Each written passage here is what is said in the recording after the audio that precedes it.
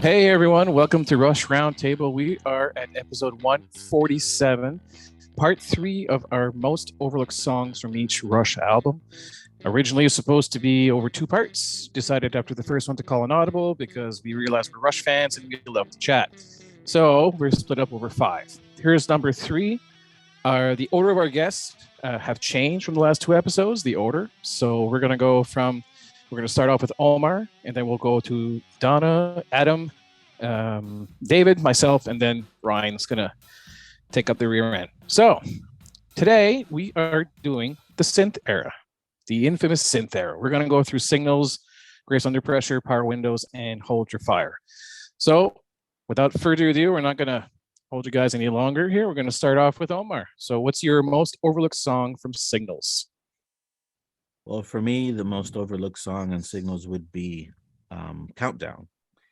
And the reason Countdown is, for me, is because I think Neil's drumming is overlooked on that song. I mean, it is spectacular. I mean, it's so dynamically based. There's soft drumming and it builds up. He really, the journey of the countdown, as far as the takeoff and all of that, the drums are right with it. Of course, the other guys, are decorating the song with the melodies as well, but the way the drums explain basically what the story is, it's wonderful. And then towards the end, he really starts getting busy. He's like going all over the place and using the gong bass drum towards the end, which if you have a good stereo system, you can appreciate it. It's really low and really powerful. It sounds like he uses the whole kit, and melodically, I don't think I've heard anybody ever talk about the drumming on that song. It is spectacular. So I think for that reason, I think Countdown is overlooked on this album. It's got a bit of a patriotic feel to it when it starts. The drum rolls, and it's got the whole talks about the shuttle launch, right? So yep, just really slow. This builds up to an explosion. Yeah, they've never done that before. No. All right, moving on, Donna. What's your pick from Signals?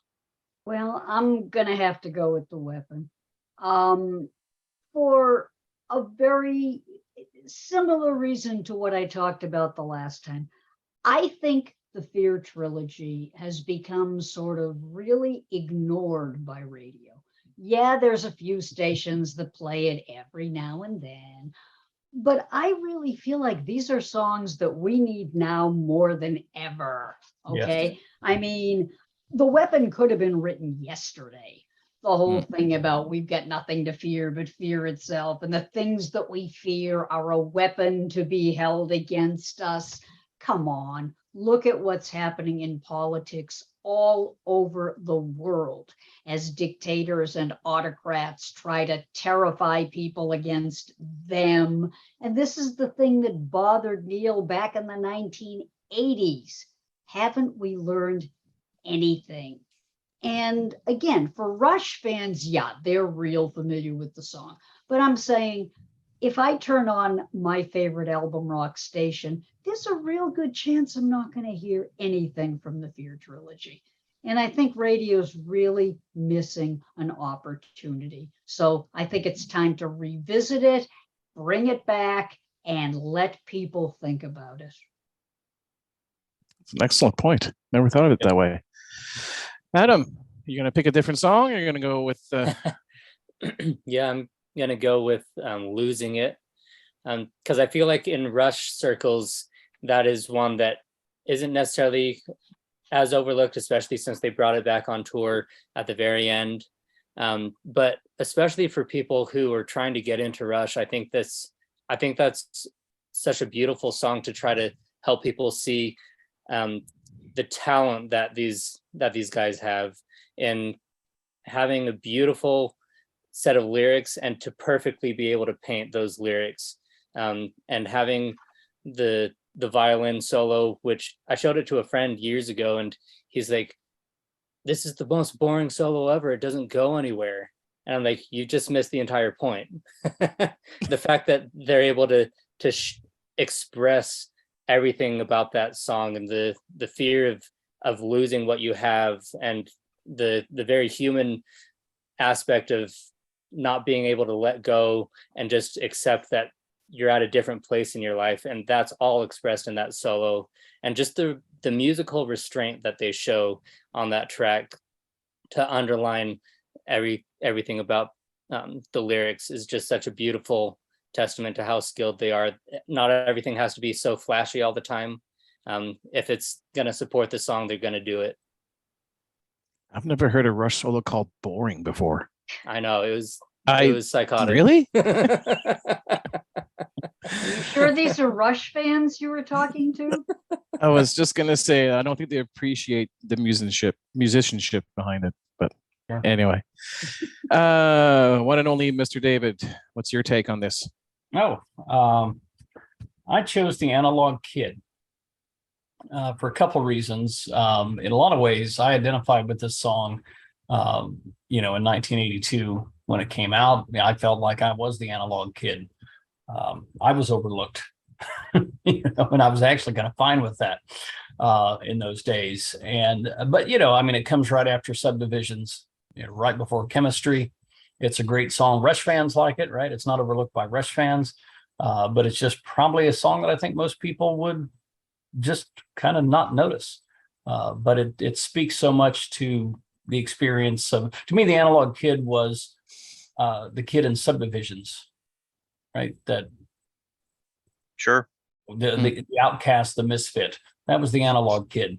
That sentiment was still expressed. So that's my pick. People always seem to go to Subdivisions first, I identify with that song, but they never think of the Analog Kid, which is right after. That's probably why. I'm gonna keep the trend going and pick a different song that no one's picked yet. My pick is Chemistry, just because it's a different style of song. It's very synthy. The intro, and I mean, really, they talk about themselves, the chemistry between the three of them, which is they're not usually.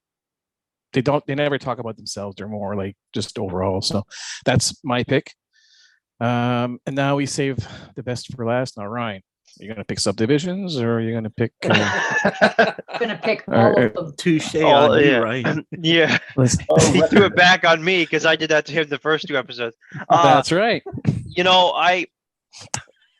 I was hoping to pick something other than what you guys said. I wrote down the Analog Kid. I was hoping to say Chemistry, but Paul picked Chemistry. So I'm going to go back to what I originally was going to say with the Analog Kid, but for a different reason than what David said. I agree with everything David said, but I think this is overlooked because what were the two radio hits from this song or record?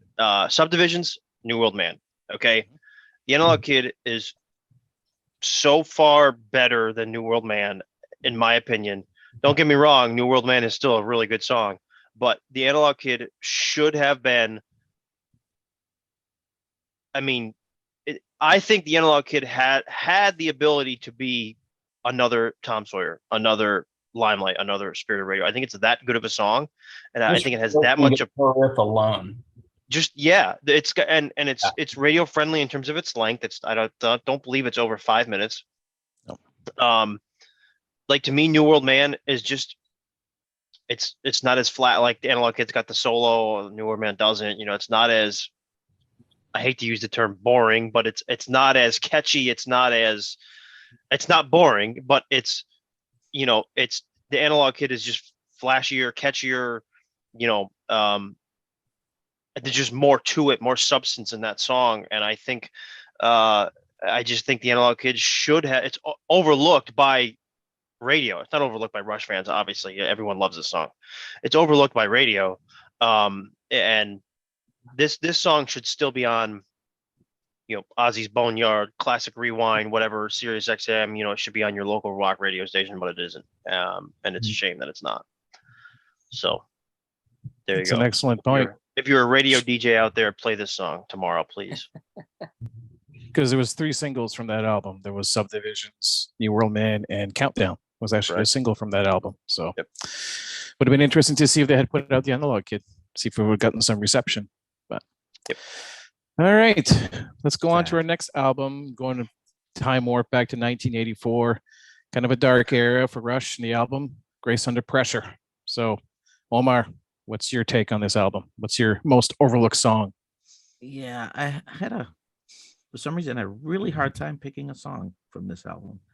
And they ended up with The Body Electric as the most overlooked song. Yep. You know, in my notes, I have, again, if I had to pick one, I mean, it's this one. Love Alex's very melodic solo in this song. I'm really glad that I got to see it live. I think it was the Time Machine tour. Not Clockwork. I forget. Clockwork Oh, Angels. Clockwork Angels. Yeah, I loved it. It was great. I mean, it was great live on the Clockwork Angels tour.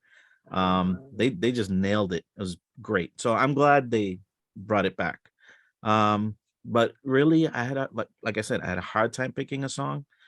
But I ended up with The Body Electric because I think it needs more attention. I think that's why I picked it. Definitely needs to be more out there, and I think it is a radio friendly song too. I actually do. It's probably one of the lesser known songs, I guess, looked at from that Yeah. album. I'd have to agree with you, Omar. So Donna, what's your take on this album? Yeah, to the surprise of absolutely no one, since we're doing the Fear trilogy. But I just want to say something about the musicianship on The Enemy Within.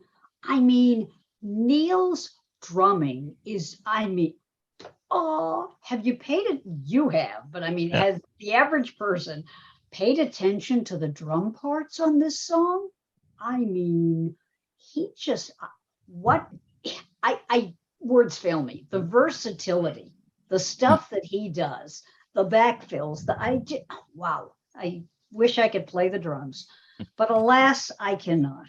So when I listen to The Enemy Within, I always think about the lines from For What It's Worth by Buffalo Springfield, Stop, Hey, What's That Sound? The thing about paranoia strikes deep into your life, it will creep, starts when you're always afraid, that kind of thing.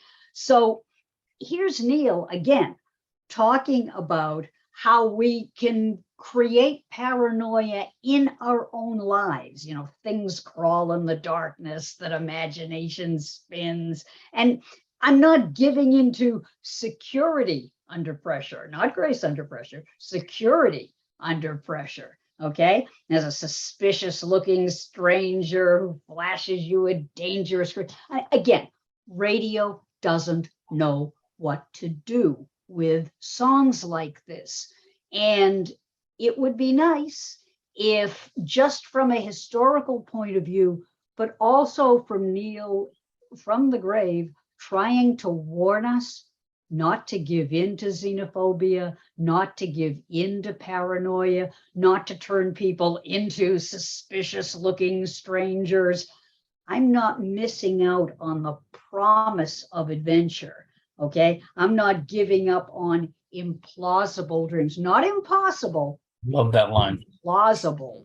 I love that line. We need more airplay to songs like this, because this is the cerebral Neil. This is Neil trying to get us to think about who we are and what we've let ourselves become. Completely agree. Adam, what's your take? So my pick is Kid Gloves, because I think this is one that guitarists overlook when they're listening to Rush. But that solo from Alex, if gun to my head had to say favorite solo, that would be the first one off my lips, just because the spontaneity and everything that's so great about Alex just comes through in that guitar solo. There's just so many interesting techniques that he decided to throw in there that you don't hear a lot of.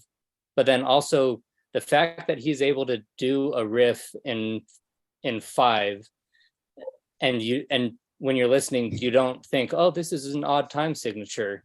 But I mean, it is. It's a rockin' riff in 5 beats, and the fact that they're able to just gloss on over that and make it extremely accessible is just wonderful. And it's just such a fun musical journey in juxtaposition to what they're talking about in the lyrics. And I just love it when they do that sort of thing.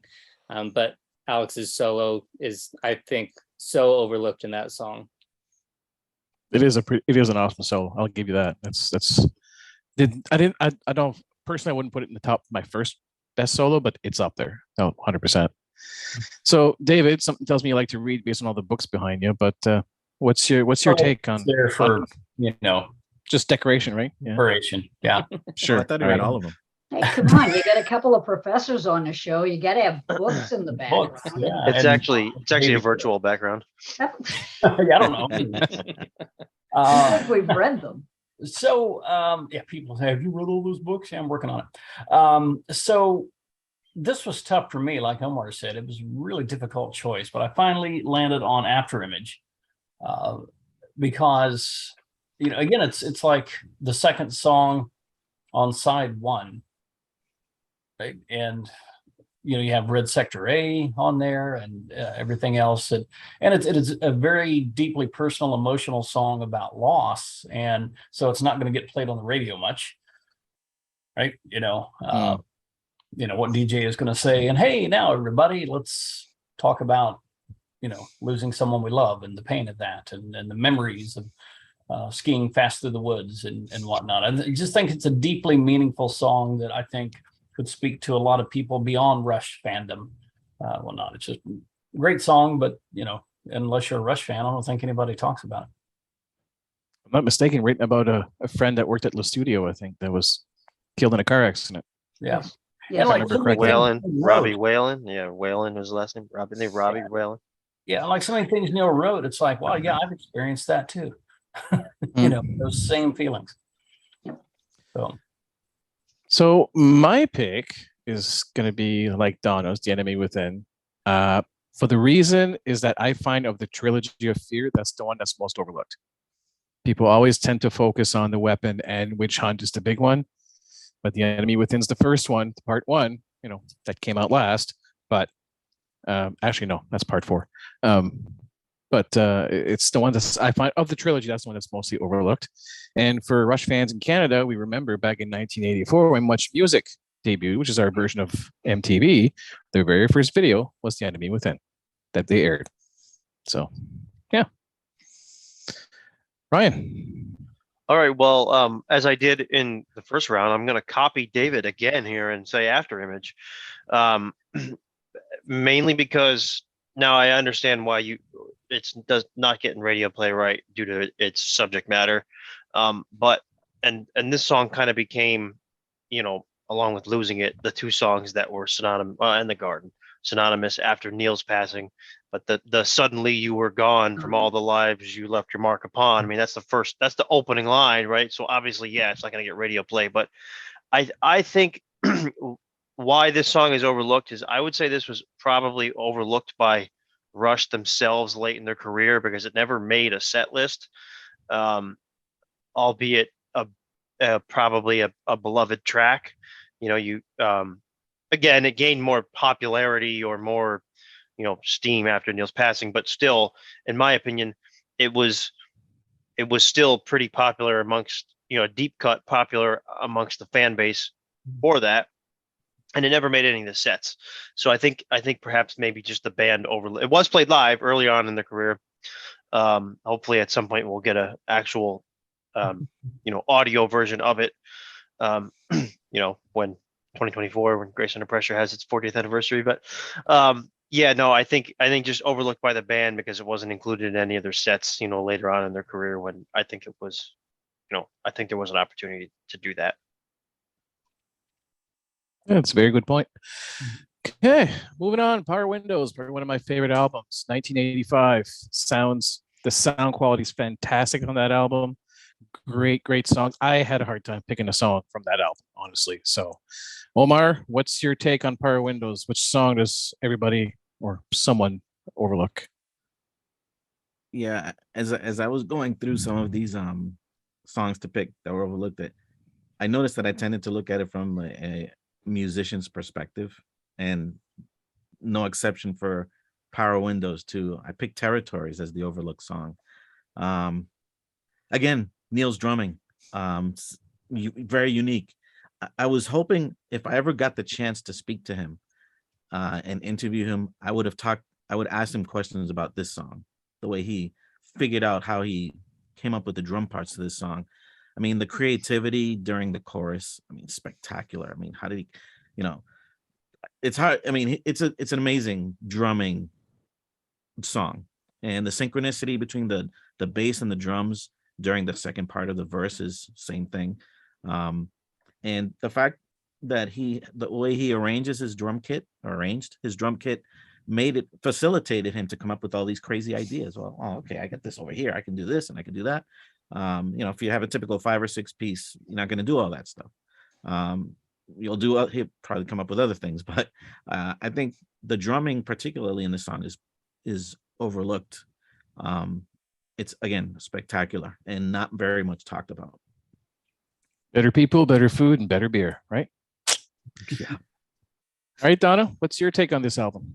Yeah, I'm with Omar. I really have got to go with Territories, but again, from a historical perspective, Neil had come out of that whole Ayn Rand period of just, I me mine, I me mine, I me mine. And he was starting to really look at the fact, not that he hadn't before, he always was a compassionate person, but philosophically, he was really kind of coming from like, you get what you deserve and people are, you work hard for your stuff and it's your stuff. And the more he looked at it, the more he started thinking about what does it mean to be territorial? What does it mean to hang on to your stuff? Okay. And he said, I when we did the song a while back, I talked about this. He quote, I have a quote from him. Some people look at patriotism or nationalism as being the next best thing to loyalty to your family, but I don't buy it. And I'm with him, okay?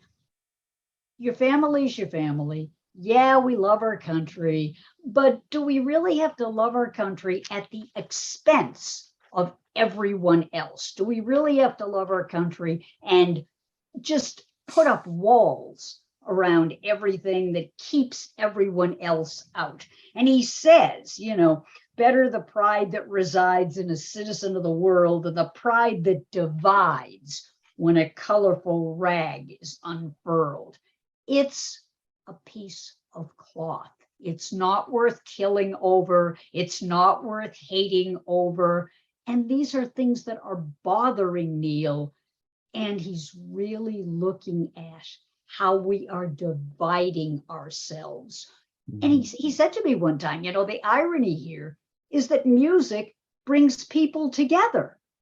And yet the same people are going to go out there and it's suddenly like, well, I'm this and I belong to this party and I follow this team. And it's like, whatever happened to that concert? We were all just together around the music. So I just think the song has a lot of meaning. And again, it's words to take to heart, and radio doesn't know what to do with it. Yeah. No offense to radio. I spent many years of my life there, but I'm just saying it's gotten, on some levels, it's gotten so corporate that it's just easier to pick the simpler songs, the one that are, oh yeah, we always play. And but you may want to revisit songs like Territories. I wish radio would do that. I'm waiting for them to do that. What? Put an odd time signature song on the radio? Yeah, that's almost like, there you are. It's almost taboo. But so, Adam, you're going to buck the trend, pick a different song, you're going to keep the pattern going? Yeah, I'm going to go with Emotion Detector. I think overall an overlooked song, even by some fans from that album, because there's so many absolute bangers on this album. And unfortunately, I think part of it is because of where it falls on the album. It can feel like, it's not as high energy, and so maybe you kind of lose interest, but it definitely deserves a re-listen. I think this is one of Geddy's most exciting moments on the bass. Once the guitar solo starts going, if you listen to the bass, what he's doing, he just absolutely rips the heck out of it. It just starts going into like 12th gear, and it's just incredible the way he's able to just add such rhythm and such intensity to an already crazy Alex solo. And it's very brief, but just those few bars of music is just so exciting, and not much in the music world will get me as fired up as just that little moment. So the song starts a bit slow, but then when it picks up, it just picks up throughout the whole song right to the end. So that's definitely a good choice. David, what's your pick from this album? Well, I want to do a lot of commentary on Territories, but this isn't the place for that. But I'm with Adam. I chose Emotion Detector. Where it's placed on the album. And what strikes me too is when everybody thinks of Neil's so cerebral. He's the professor. It's all rationality and intellect. But Neil was somebody very, very in touch with feeling and emotion. I mean, that's what Hemispheres was all about, right? That union between the heart and the mind. And this song really, and the thing about emotion, and I think Neil talks about it in these lyrics, is how vulnerable it makes us. And it's just not one of those songs that, again, what my criteria for overlooked is, even around a bunch of Rush fans, when somebody going to bring up Emotion Detector, I don't hear that often. And then, last thing I'll say, and don't quote me because I can't remember where I think I might have read this, and I always cite my sources. But I want to say that Alex said that solo was one of his favorites, maybe right up under Limelight, but I can't remember where I read that or where I saw it. So I may have I remember. I think you're thinking of Kid Gloves. I know he said that about Kid Gloves. Kid Gloves, okay. Yeah. Yeah. Well, I think maybe he said it about Emotion Detector too.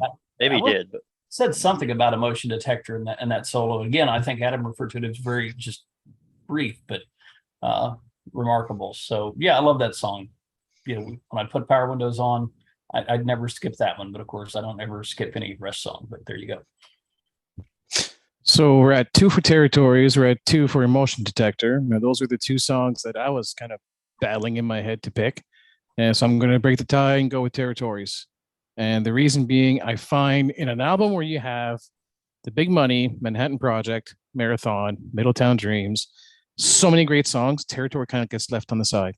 Stylist musically has a different feel to it, but it's a fantastic song. Like Omar mentioned about the drumming, he's insane on that song, and Geddy's voice throughout, it just gives me chills every time. So that's my pick. Now, Ryan, are you gonna create a tie again and pick Emotion Detector, or are you gonna go right off the limb here and pick something that's...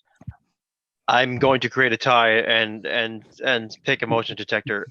This was easy for me. I don't think Territories is nearly as overlooked. I think Territories, sure, overlooked by radio, yes, but by Rush fans or by Rush, no. I mean, Territories was played on Clockwork Angels. Rush fans love Territories. To what David said, Emotion Detector never gets talked about by Rush fans that often. But I mean, ask me, once a week, I might tell you this is my favorite song, right? We joked about this in one of our other shows. I have 7 favorite songs for 7 days of the week. But I think who this is overlooked by the most isn't the fans, because there are fans who love this as a deep cut, but overlooked by the band, because this was the only song never done live from this album. The first 2 albums we talked about, Signals and Grace Under Pressure, both of those albums were done, all the songs done live at some point in Rush's career. This was the only song from Power Windows never done live. I kind of get it early on because there's a lot of moving parts with this song. But later on in their career, I mean, it would have been a treat to have them bust this song out on R40. There was no Power Windows on R40. That, Clockwork Angels was basically Clockwork Angels and Power Windows. But it would have been great to hear Emotion Detector on R40. It would have been great to have seen this Alex solo played live. Just a wonderful track. Different side of Rush, different side of Neil's writing, but overlooked, I think, by the band for not pulling it out live. Yeah, I think, Ryan, what they said about bringing out How It Is on R40, they just kind of rediscovered that song and forgot about it. I think Emotion Detector would have been that same sort of thing. Yep. 100% agree.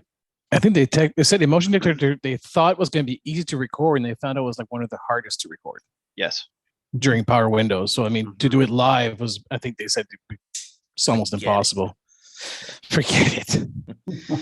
Rush All could right. get- They're Rush. They could have figured it out. With today's technology, they could have for R40. That's what I mean. Yeah. But it is what it is. Moving on to the last album for this episode, Hold Your Fire, 1987. So we got Omar. What's your pick for Hold Your Fire? With the very simplistic album cover with the 3 red balls. Yes. Don't pick the cover. Don't pick the cover.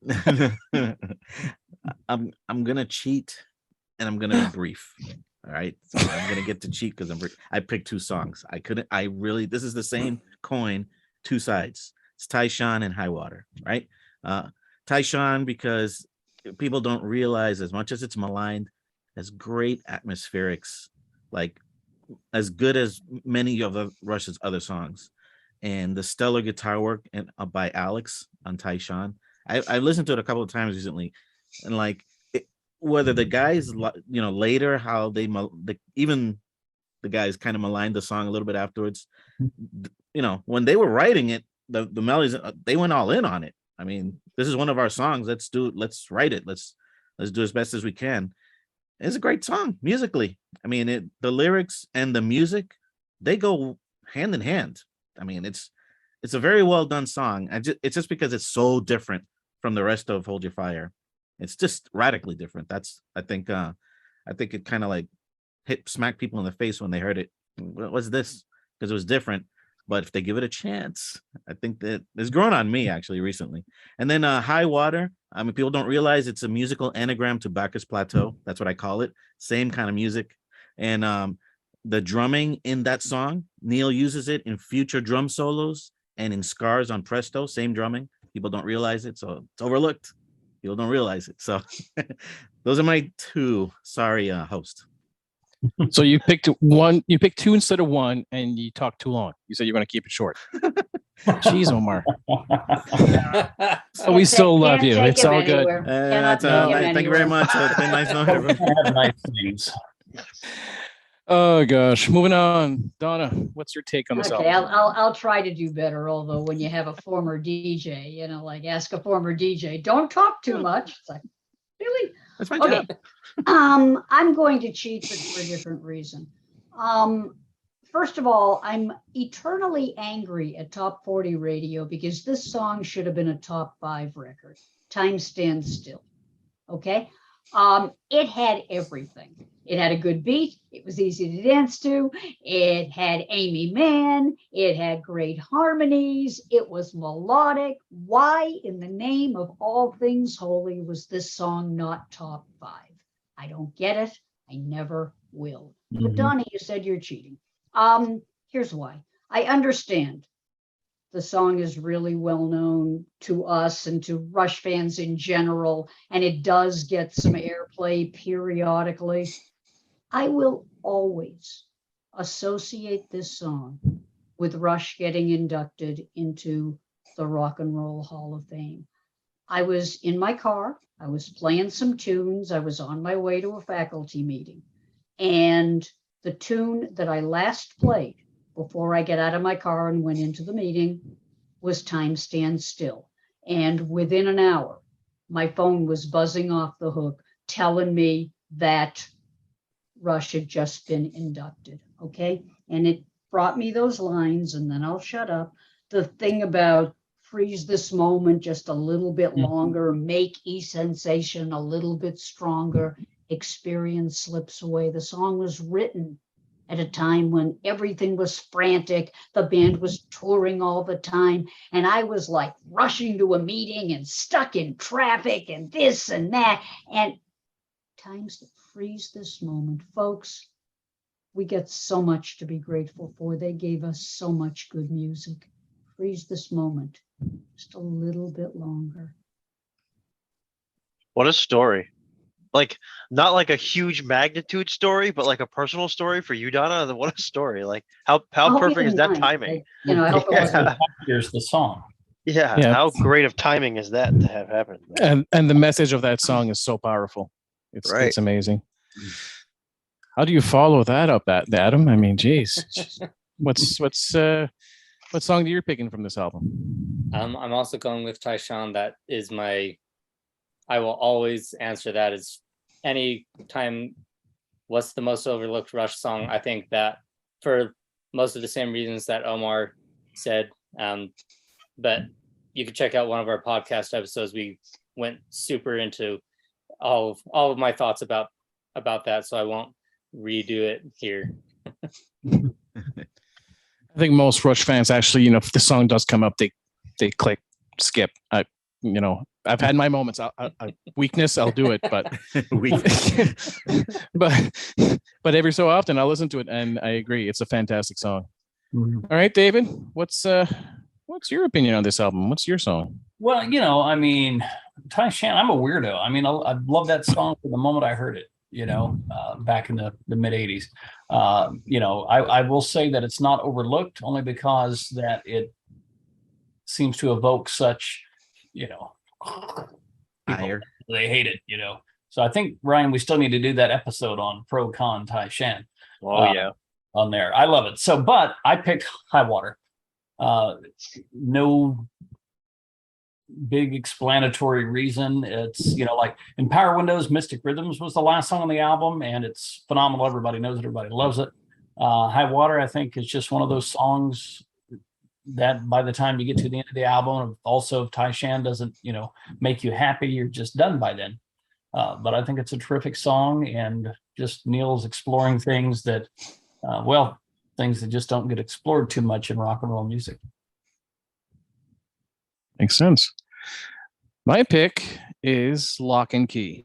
For some reason, that song never gets enough love. Never really gets talked about much on that album. If I'm not mistaken, it was on the Rush Chronicles VHS collection, the video. And that's where I kind of like really fell in love with that song. And that drum fill at the end that Neil does for about 30 seconds just blows my mind every time I hear it. So this was a hard one to pick, but that for me is Lock and Key. Finally, best for last, Ryan. All right. Well, I'll take you home, pun intended, with Water, because this entire topic spawned from a conversation that I had with, I think, my buddy Pat Loftus. He's come on the show, about High Water being the most overlooked Rush song, period, in the entire catalog. For a reason that David already said. Kind of one that David already said, and just due to its placement, its last on the record.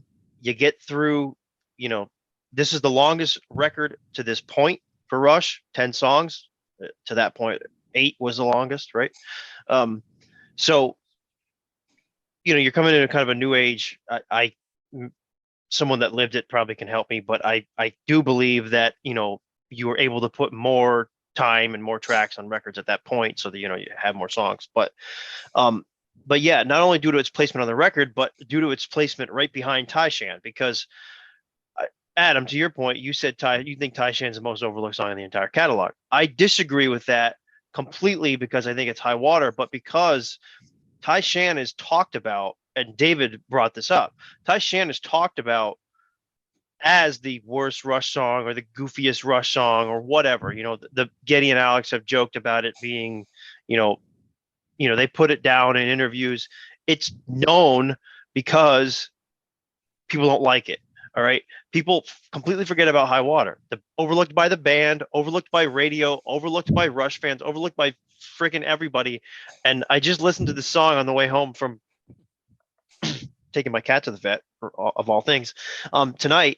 And it's freaking awesome. Like, I think it's a lot more accessible now that, we can just shuffle our iPhones or shuffle Spotify or whatever, but when you had to listen to it in the record, you get to Tyshawn, you're like, all right, let's just turn it off because I don't like this song. I don't care what comes next, right? David kind of said the same thing. But this song, give this song a listen as a standalone, by itself. It is slow, but it is melodic. It's got the call to, back to Caress of Steel with Bacchus Plateau. Like Adam goes into huge detail on their podcast. And I always heard the La Villa Strangiato bass line in this song. Ding, ding, ding, ding, ding, ding. I've always heard that in this song. So just mainly because of the placement. And I had to go on and tell you all of that because this is what spawned this entire series, was this song, and my thinking that this is the most overlooked track in the entire catalog. And I would love to hear what the viewers think of that, if they've made it this far. So If they made it to the last song, Yeah. I'll hold the card. there you go. That being said, that wraps up. I mean, we want to hear from everybody out there. What's your most overlooked songs from these 4 fantastic albums? Click, like, subscribe. We've got content coming out all the time, every week. This is episode 3. Episode 4 next week, we're going to delve into the 90s. So Presto, Roll the Bones, Counterparts, and Test for Echo. So with that, have a good week, and we'll be talking to you later.